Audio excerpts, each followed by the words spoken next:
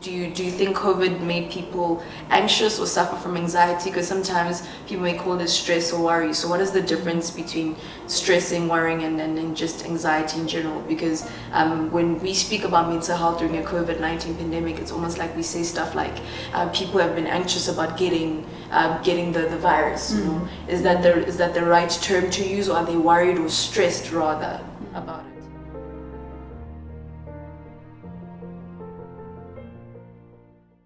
If you could mobilize a group of people, what movement would you mobilize and why? I would call my movement the mindful movement. Suicide is one of the leading causes of death between people aged 15 and 29. 1 in 3 people are expected to suffer from mental illnesses in their lifetime. So I believe that mobilizing people to strive for mental health would actually fix so many social ills in our society, and that is what I would mobilize. Just wait for a few more people to come in.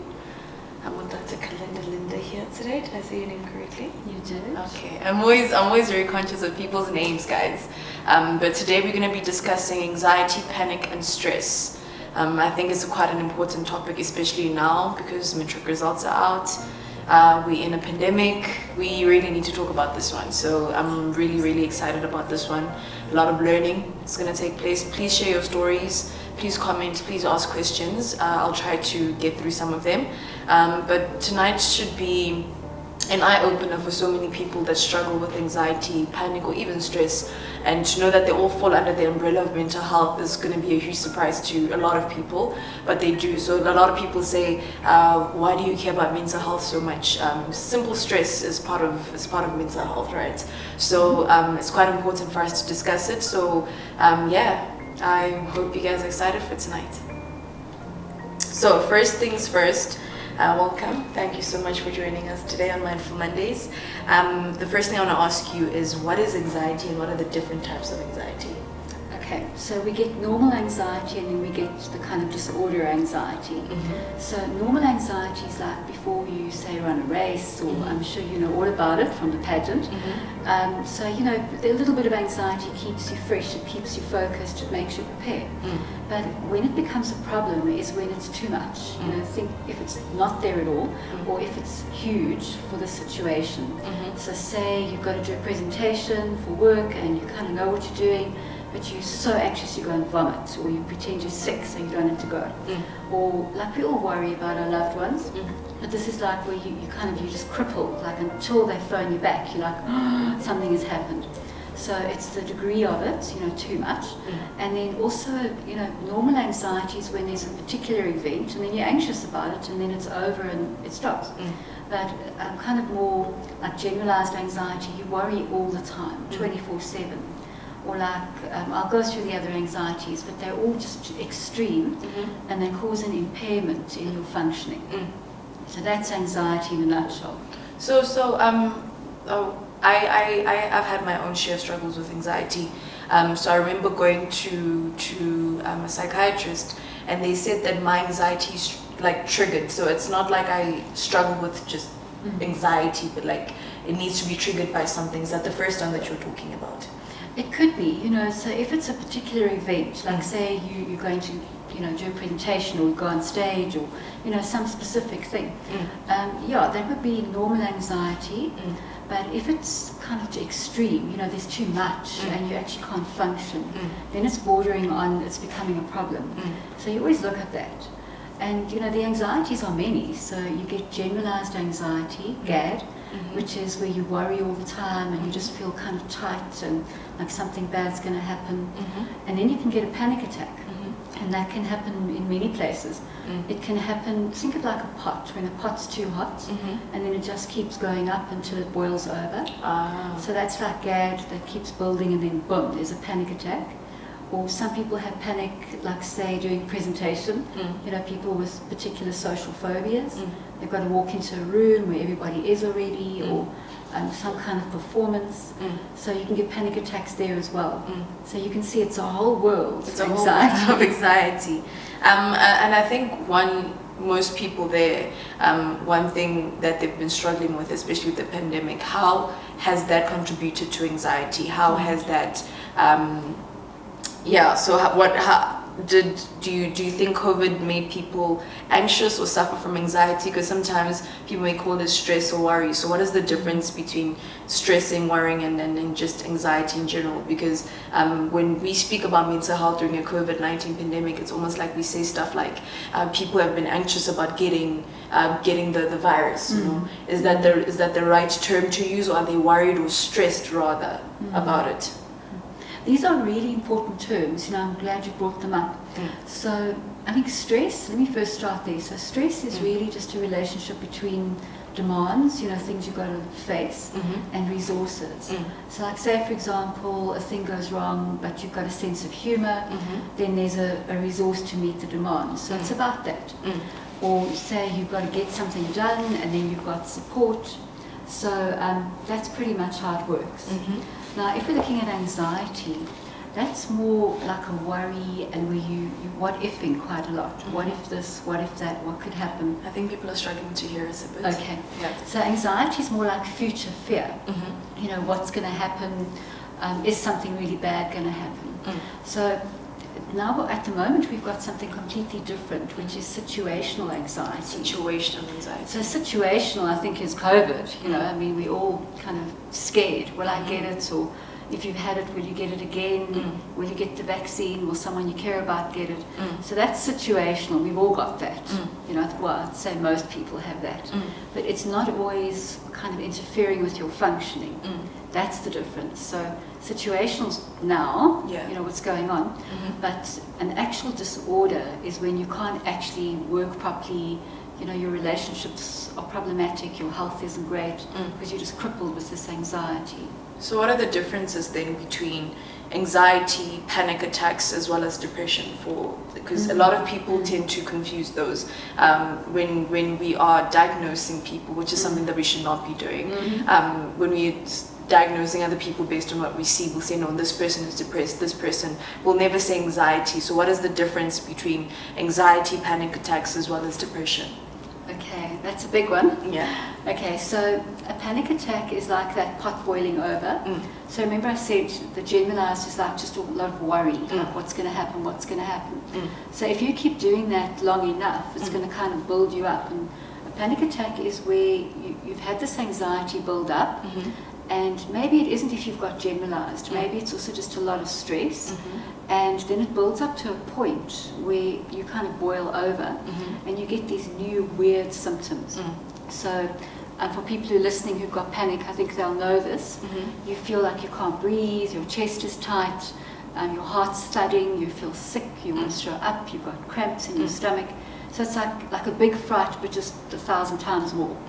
And so that's a panic attack. But there's no threat, so you can't see, like there's nothing coming at you. But you just feel as if it's too much. Yes. Yeah. And you get this extreme physical reaction. Now that's scary. So afterwards you think, what did I do? What caused that? So then you start avoiding the places or the activities. Like say it happened on the road. Now you don't want to go on that big road. What happened in the shop? Now you're not going to that shop, or in fact any. So the panic is that extreme kind of set of feelings that comes out of nowhere, and then it kind of dissipates afterwards. Where the generalized is more like all the time, like every day for at least 6 months. So that's the anxiety crew. And then with depression, so we can all have a bad day, we can all have a blue day. But what happens with depression is for at least 2 weeks, you have like a really flat mood. You kind of either cranky or just flat or neutral. It's like you just don't care. Not a nice mood. And with that you have sleep problems. You're either just sleeping all the time, otherwise you can't fall asleep. For hours you're lying there, or you can't stay asleep. You wake up at 4 in the morning. And the difference between anxiety and depression is anxiety is future fear, where depression is past, like if only and why, and like more negative, where the anxiety is more like catastrophizing what's going to happen. But they do overlap. You can definitely have them at the same time. So I think that's quite interesting. So anxiety is future fear, and depression is past fear. right? Or past unhappiness. Past unhappiness. Yeah. So it's more focusing on the past. So that, actually, I have a question to ask about that. There's something called logotherapy. Do you know about that? So that focuses on the present, right? Since we have the future, past, logotherapy would focus on the present. And is that something that you practice as a psychologist, like in your methods? Well, I use mindfulness, which is kind of a cousin of it, shall we say. So logotherapy was made up by Viktor Frankl.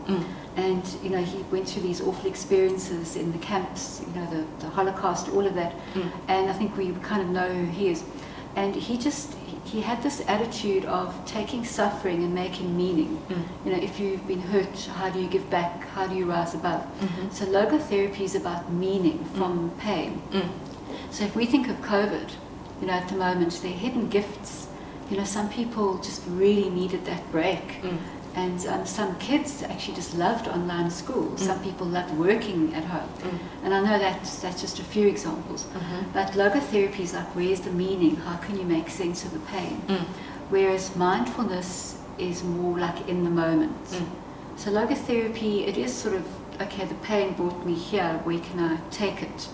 So I guess it's kind of now and future, but in a more functional way.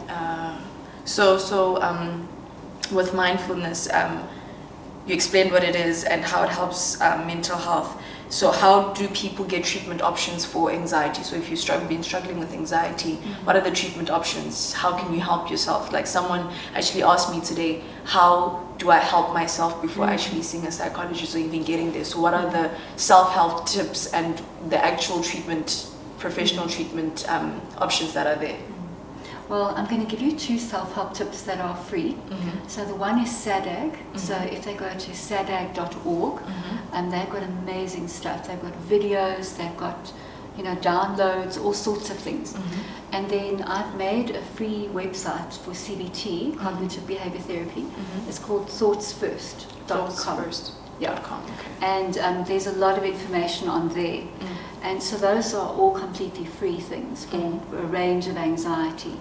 Having said that, so there's medication, and you know, you can look at tranquilizers. Not a good idea because they're addictive. Don't do it, okay?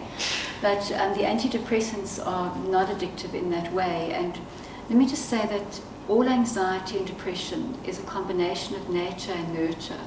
So there's definitely a biological base, so and that's why the medication works.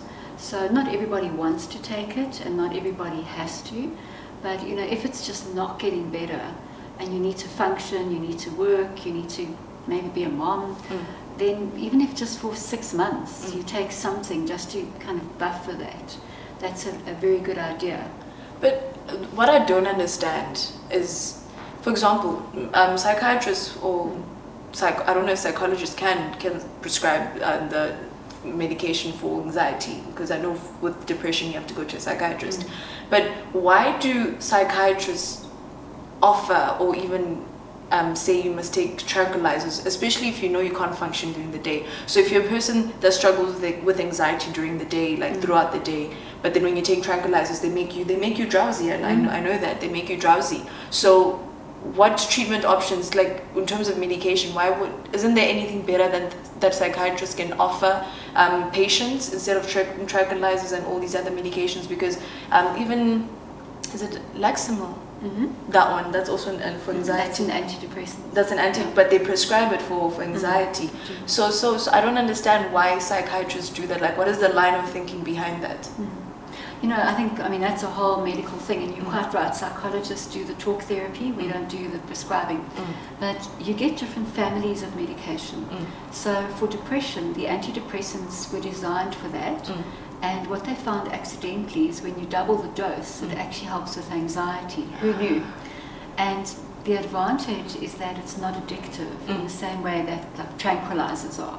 So I don't know if I'm just going to mention the names. Cipramil, Lexamil, Zoloft, Serdep, you know, those ones, even Prozac. Those are all the antidepressants called SSRIs. And the new ones, Vendor and Xera and that. So those ones will contain the symptoms.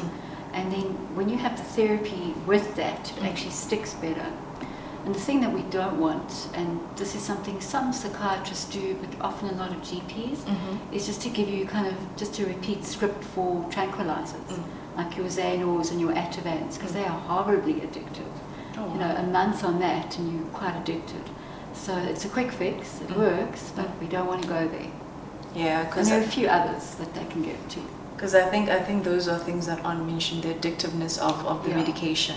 Yeah. But one thing that I was sitting with a young lady the other day, and she just had a few questions regarding how to help herself. So she was talking about how if she's struggling with anxiety, how does she explain to the people around her what she's feeling, even though she doesn't know how to explain it properly. Like her exact question is like, how do I explain to the people around me what I'm going through, how I'm feeling at that exact moment when I don't feel okay? So how, if you start struggling with anxiety, how do you begin to express yourself, or like express yourself to say that, listen, I'm struggling with this. I know you said it's like a pot boiling, but like how do you explain that to the next person so you can get help?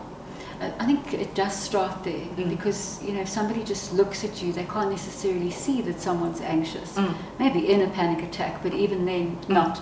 So I think step one is to empower yourself. So like tonight, people are listening and learning, and then go to websites like SADAG or, you know, there are various ones, and have a look at, okay, what is this thing going on with me?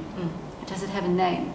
And once you find that, then you actually print it out, or you show your family, this is the thing. This is the thing that I'm struggling with. Because I think sometimes it helps that it's not me just making it up, it's right there. And I know Dr. Google, we have to be careful, but still. But like a decent site, you know, like APA or one of those. And SADAG, they've got like brilliant questionnaires and things. So that's number one. Number two would be to get yourself on a forum. You know, get to a support group or a forum where there are other people who are going through this. Because I think that helps a lot, and you don't feel like an alien. And then it depends on the family. So stigma is the ugly word. So in a lot of families there's this denial, you know, that there's no such thing as mental health issues, and there's no depression, there's no anxiety. So that is a problem. And if that is your family, try once or twice and print out stuff and actually give them evidence, you know, that when I go into this situation, my heart starts racing, and I checked it and it goes to this number, and then I feel like I'm sweating and I can't breathe. So name the symptoms, make it real, like make a story for them. And then if they really, really aren't responding, you've got two options. The one would be get somebody in who they respect and who they will listen to. Maybe somebody older, an older relative, or maybe your GP or a therapist. That's the one. And then the other one is, if that also fails, then that's kind of where you need to go somewhere like SADAG and get to a support group or see a professional. But those are all the options, of just how to get that across to them. I think one thing that's evident is the fact that, like, if you really, really need help, or to identify or get an idea of what you're struggling with, SADAG is a really good website to go to.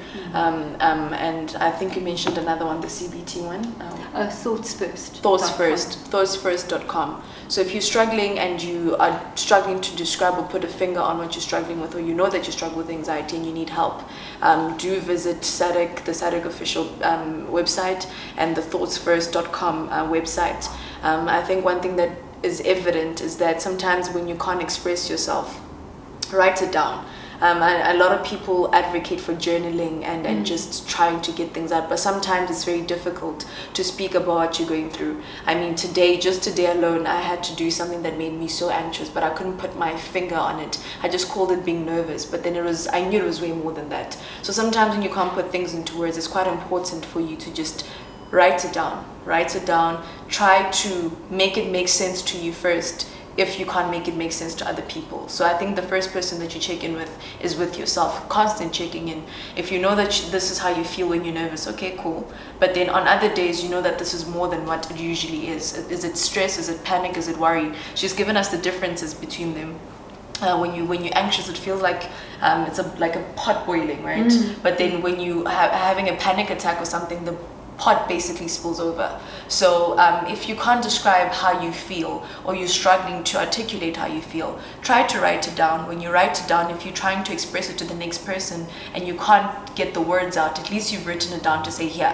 But if that doesn't work, there are support groups on SADC, on the SADC official website, and I think people underestimate the importance of support groups in general. Sometimes there's a problem of accessibility and affordability to psychologists and psychiatrists, but there are counselors, there are support groups, free counseling actually on the SADC helpline. I'm going to put the number up at the end of this live, but like there are so many resources that can help you, especially because, like you're saying, there's generalized anxiety disorder, something that most people suffer from, and you are not alone. You're really not alone. There's so many of us that are going through the same thing, but if you can't put it into words, write it down. I really advocate for journaling and getting your feelings out there, because sometimes it gets too much and you don't know what to do. But also just be careful with the medication that they may give you for your anxiety, because if you do that, like you were saying, tranquilizers are very, very addictive. And I know that other medications or other forms of anxiety medications can either make you drowsy, so you can't really take it during the day, if I'm not mistaken. So most of the time, from what my experience, they've said that you must take it at night. But then be careful again with those things, because they do get addictive. You might have trouble sleeping and you might use that as a crutch to fall asleep, because a lot of people do that. So it's quite important to be very conscious of how you take the medication as well, how you use the medication, and where you get it from as well. Do not, please do not self-medicate. I think that's quite dangerous, especially when it comes to mental health. Sometimes like you're saying, repeat scripts are very, very dangerous. So sometimes the doctor may give you a 6-month repeat. It's quite important to know the dosage that you're taking, because there's different dosages as well. So you might take a higher dosage than what you need, and then you might just end up in a position where you're very addicted to the medication. So self-medicating is also quite dangerous, especially when it comes to anxiety, because it's just like, you just think, oh, it's just stress, it's just worry. If I take this medication, if I self-medicate, then it's fine. But it's also quite important to get the proper help that you need, and make sure that you're supplementing it with talking and actually just trying to understand what you're dealing with, not just self-medicating throughout. So that's quite important. Before we move on, I was delighted to hear you talk about journaling, because I actually run a series of courses with a colleague, because we actually believe in the same thing. And you are 100% right. It's rather out than in. You know, it's like keeping a sneeze in. Just sneeze it, you know. I was literally saying that today, because what I was saying is, the thing about mental health, the thing about struggling with mental health illnesses is the fact that we keep it inside. The more we keep it inside, it just builds up and it builds up and it builds up to the point where you can't see a way out. But the more you get it out, it's almost like you're relinquishing the power from the emotions that you feel. So once you journal it, once you speak about it, it's almost like you're relinquishing it. So it's quite important. The reason why we advocate that you speak to someone, or you journal, or you just get it out some way, like you're saying, it's rather better out than in, is because the more it builds up, the more it becomes something greater than what it was actually supposed to be. So it's quite important for you to just try to speak to someone. If you can't speak to someone, if you don't feel like you have a safe space, then journal it, write it down. When you write it down, then you're getting it out, you're relinquishing the power from it, because the reason why they call most mental health illnesses silent killers is because we stay silent about it. But imagine if we can change the narrative and actually start being vocal about it, start writing it down, start speaking about it, start expressing ourselves. If you can't, like I said earlier, make it make sense to you. That's the importance of journaling. Sometimes you write it down, in the moment it may not make sense, but when you read back in 2 weeks and you feel much better, then you can look back and say, okay, I was feeling like this last week, I feel like this today. And then you can start making the differentiation between the two. Then you can start saying, okay, this is what it feels like to be struggling with anxiety, for example, if you've been diagnosed by a professional, of course. But this is what it feels like to struggle from anxiety. This is what it feels like to be normal, to feel normal in whatever sense that is. But like, you need to get to a point where it makes sense to you first, even if you're trying to express it to other people. Journaling is such a safe space, and it's such a safe way to get your emotions out, to just relinquish that power from what you're feeling. So I really do advocate for journaling as well. And you know, just in psychology, I do CBT. It's called cognitive behavior therapy. So with depression, we often get people to journal, because they'll come in and depression's like a filter, you know, that says, I'm bad, the future's bad, the world is bad, everything's bad. And then you get them to journal what they actually do in a day, and what was better, what felt worse, and it's amazing information. So that's the one. And then with anxiety, because it's so quick, you know, thought is quick. And when you've actually like done a whole page, you realize, oh, hang on a second, you know, I'm really catastrophizing here, and this doesn't really make sense, and you're slowing it down as well as getting it out, so you can start working with it. And I love how you're saying you're slowing it down, because sometimes, especially with anxiety, something very small becomes very like big. It gets magnified in your mind.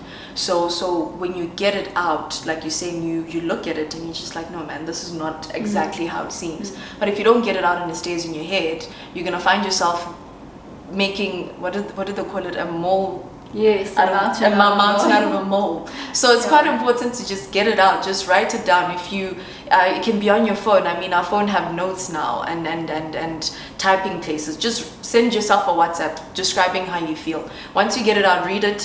When you read it, you just like, okay, you look at the actual situation and realize, okay, maybe this is not as big as it seems. Sometimes it is. Don't ever invalidate your feelings, but sometimes it's not as big as we make it out to be, because that's how anxiety does. That's what anxiety does sometimes. It magnifies a problem that is actually quite small. So it's very good to get it out. It's very good to that's the way of, it's also like self-help, right? It's like talking doesn't always have to be with the next person. It can literally just be with you and yourself, and then you just read it and you find that you're making progress. The most beautiful thing about journaling is when you start making progress, when you start seeing a change in your life. And another thing that you're talking about in terms of depression, just you feel like you have a bad life, but sometimes we mistake a bad day for a bad life. A bad day does not mean a bad life at all. It really doesn't. So it's quite important for us to get to a point where we realize that if you're feeling something in this moment, especially if you're gonna, like, if you write it down, you're gonna realize that it's just for that moment. The next day you're gonna feel better. Let's say you're still journaling, you're gonna get to see the differences between how you felt yesterday and how you feel today. So it's quite important to, that's a great place to start, because most of the questions that I have here are people asking, how do I help myself before I go to other people to help me. So it's quite important for us to get to a point where I really think journaling, and that's something that you advocate for as a professional as well.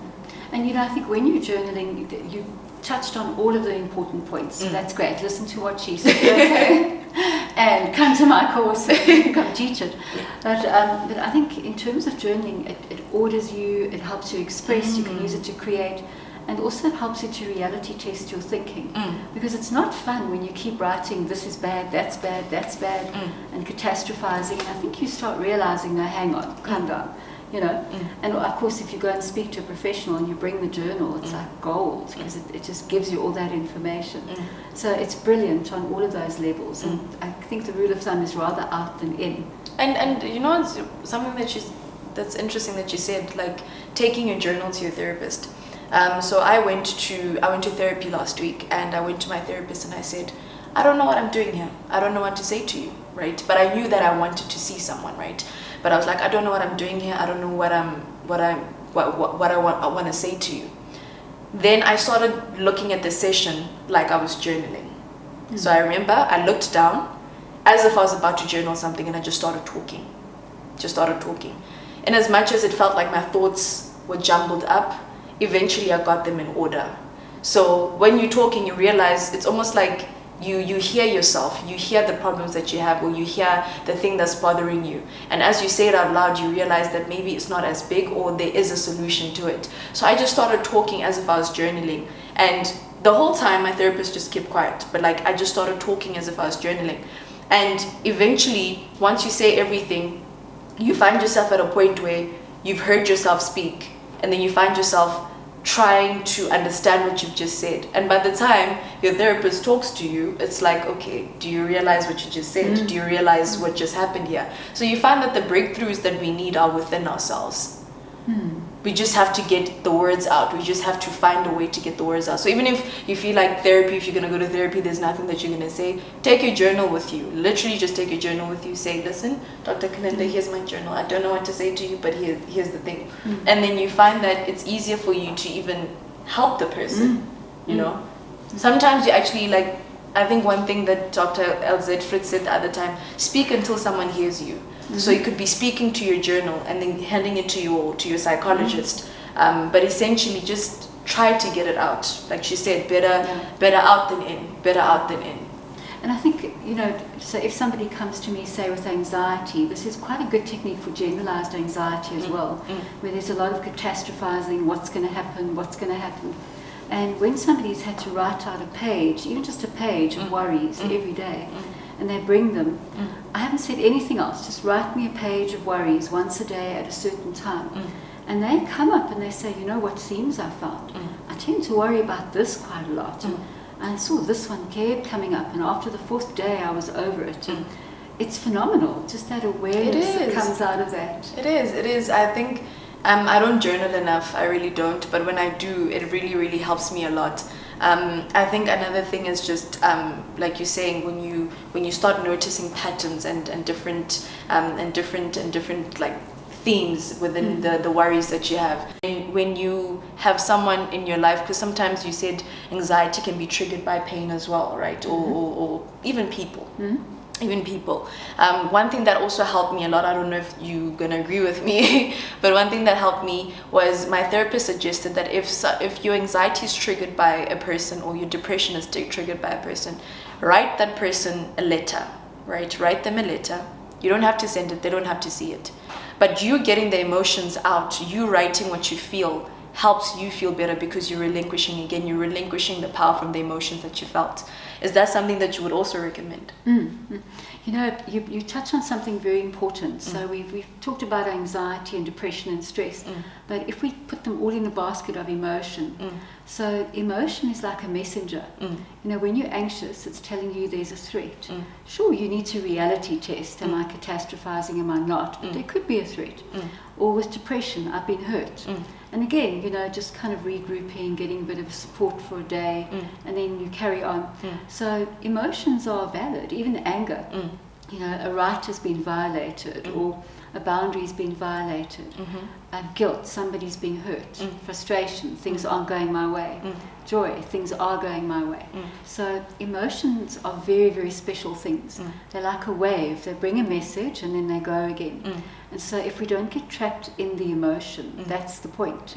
That, thank you, the emotion, it brought me a message, and you acknowledge can journal it. that. Yeah, it's almost like you're acknowledging the emotion. It's like you're saying, it's like a wave. It comes and it brings in the message, and then it leaves. Sometimes it stays longer than it should, but it's like, acknowledge. One thing that you said that was quite important: never invalidate your emotions or your feelings. Please never do that, because most of the time when you feel something, the reason things build up and they get worse is because if you're feeling sad, or you're feeling pain, or you're feeling like you were hurt, you sort of, or you're feeling anxious, you sort of just try to just dumb it down in a way. But don't invalidate your feelings. Don't ever invalidate your feelings. It's just best to get it out and just acknowledge it. Once you acknowledge it, then it's just easier to get someone to even help you. Because to even get help, or to even go to therapy, or even go to counseling, or even go to a support group, or even visit a website like SADC, it's just, yes, you want to know more, yes, you want to learn more, but it's also just acknowledging that there's something within you that wants to know more, or wants to get help. The first step to getting help is realizing that you need help. But if you can't acknowledge those emotions, you'll never know that you need help. So you need to get to the point where you acknowledge every single emotion that you feel. And it's also part of self-awareness. You know, like, it's easier to even communicate with you when I get to your rooms and say, listen, this is what I'm feeling, or this is, I feel like I need help because this is what I think is wrong with me. Then you can ask questions that can basically extract the emotions out, don't you? Or the words out. Well, you know, the way cognitive therapy works is we look at your thoughts, your feelings, and your behaviors. And then other therapies are more sort of supportive, where they give you a space just to kind of get it out. So some people need that first. Other people want to know why, so there are different kinds of therapies for that. And then the CBT is more active, so it's sort of more science-based. So like with panic, this is the science behind it, these are the protocols, let's sort it out. But as you say, all of them need awareness first. And once it's like, okay, this is what's going on with me, it just speeds it up. And, it does. You've got to be a team with your therapist or whoever it is you're talking to. You know, then you kind of get the support from somebody, but you're still in it. It's not that you're just this passive victim, kind of, oh, I don't know what's wrong with me. So I think when you write it and you own it and you name it, that's your part. And then the support coming in from the other person is their part. Just to get more awareness. So once you're aware of, or you feel like you need help, by the time you get to speak to someone, or you speak to a professional, they can ask you questions that actually help you better understand what it is that you're struggling with, or what it is that you want to speak about. But the starting point is always the acknowledgement of your emotions and your feelings and your thoughts. So even acknowledging a thought that may be bad to some people, it's a first step. It's a step in the right direction, I think. Yeah. So well, just on that, I think this is where we mentioned social anxiety, and I just wanted to talk about that quickly while we have time. I think this kind of discussion is great because this is how it really is experienced in the real world, not just in these textbooks, you know. So the generalized, I said, is all about the worry, and the panic is like that extreme set of physical symptoms. But the social anxiety, I think you said there were 1 or 2 people who asked questions about that. Yeah, a lot of people ask questions about social anxiety. How do I deal with social anxiety? Okay. So let's talk about that one very quickly. That's another whole discussion, but basically it's an extreme fear of being watched while you're performing. So it could be like, you know, presenting formally, or it could be walking into a room where people already are, or making a phone call in front of people, you know, things like that. Sometimes even just socially in a group, kind of speaking up when there's a group. So all of us have a little bit of self-consciousness, but with social anxiety there's huge self-consciousness to the point that people will leave jobs just because they have to do a presentation. It's almost like the insecurities take the forefront. It is about, I guess you could call it insecurity, but with it, there's what we call the inner critic. So it's this frontal area. The studies have shown that the frontal lobes are really big. The upside is you use them for executive functioning, planning, all that stuff. And I always say to people, you know, at least you're not a psychopath, because they have tiny frontal lobes. So really opposite then. So it's an extreme self-consciousness. It's that inner critic is really loud. And so people just need to keep that in mind. You're not weird, there's nothing wrong with you. It's like all the other anxieties, it's got a biological base, it starts early and it kind of carries on, and you can fix it. And it's a combination of meds, and then really just things like realizing, hang on, the whole world isn't looking at me. You know, everyone's into themselves, so I think the whole audience is looking at me. Meanwhile, they're thinking their own stuff. And that's another thing. With social anxiety, I think we've all had our fair share. But one thing that she did say, or you did mention, I think that's quite important to repeat, is the fact that you're not weird. Don't think you're weird. I think it's just like she's saying, there's treatment options for it. And once you realize that sometimes people aren't looking at you in that way, like in the sense that, because we always think of it in a negative way. What if today people are just looking at you because they like the shoes that you're wearing? But then we always go for the negative. And I heard something, a negative thought and a positive thought can never coexist in the same space. So try to look at it in a positive light when you go out the next time. If you feel like people are staring at you, think, maybe it's my hair, maybe I look cute today, maybe it's the way that I'm walking, maybe I smell nice, maybe this, maybe that, but try to steer it in the positive direction instead of just thinking that, no, they're looking at me because there's something wrong with me. There's nothing wrong with you. Nothing. So if I had to translate that into CBT speak, it would be being realistic. And you mentioned earlier, like this cult of happiness, we always have to be up, and that isn't what you're saying. It's be realistic. You know, be realistic. There's another option. Maybe I look weird, but maybe I don't. And I think that's exactly the point. And look at the evidence. Because we're very quick to just kind of assume something quickly. You know, when you're in a bad mood and then everything's bad, and you're in a good mood and the same things are good. So I always think, you know, haul out your clipboard and like, okay, what's the evidence? So they're looking at me, but are they screaming? Are they smiling? You know, so just what's the evidence actually? I have a confession to make. Like, even today I was walking, and as I was walking, and in my mind I was like, am I walking weird? Am I walking funny? Is my dress up the wrong way? Like, I also need to fix that about myself as well. I have some form of social anxiety where I am very much into my head, and I'm always thinking that everyone is watching me, but not in a positive light. So you're not alone in that. It's something that we can fix together. So from tomorrow, let's try to look at it differently. Let's go out, and when we go out, we're gonna try make it a positive thing. So if I'm walking tomorrow, I promise that I'm going to try to think, maybe I'm walking like Naomi Campbell. Maybe that's why they're looking at me today, you know. So try that. If you're worried about your hair, if you're worried about how you dressed, try to think, maybe I look chic today. Try to turn it into something positive. I promise that I'll do the same. I'm going to try to think that I'm walking like Naomi Campbell and my dress is up the right way. So yes, we're doing that tomorrow. Thank you so much, Doctor. Thank you so much for today's discussion. I think this one was super, super important because it's something that a lot of us struggle with, but we never really can put like a name to it. We just always think, no, I'm nervous, or maybe I'm this. We don't even know how to differentiate between anxiety, panic, and stress. So it was such an insightful session because a lot of people struggle with anxiety, and I think it was quite important for them to know the differences and the different treatment options, and also just learning, like you're saying, your form, your method as well, which is journaling, just writing things down. So I think the takeaway from today as well is like, even if you can't reach her, then at least write it down. By the time you get to her, you can just give her your journal and say, hey, this is what I've realized about myself, this is what I've written down, can you help me figure things out? So let's start by writing things down. So just get the thoughts out, write it down, write it on your phone. Doesn't even have to be in a journal. Write it on your phone, write down what you're feeling. And if you can't express it to the next person, when you write it down, you can just go like, yeah, this is what I'm feeling, and they can just try to understand. If they don't, like she said, there's static, there's the thoughts first. .com website. So there's the static website and the thoughts first .com website. So you can visit those websites to just find out more information and get the help that you need. Because, for example, static has free counseling. So there are a lot of people waiting to help you. There are a lot of people that are like you and I, and you're not alone. So yeah, love you guys. Thank you so much for watching tonight. Bye.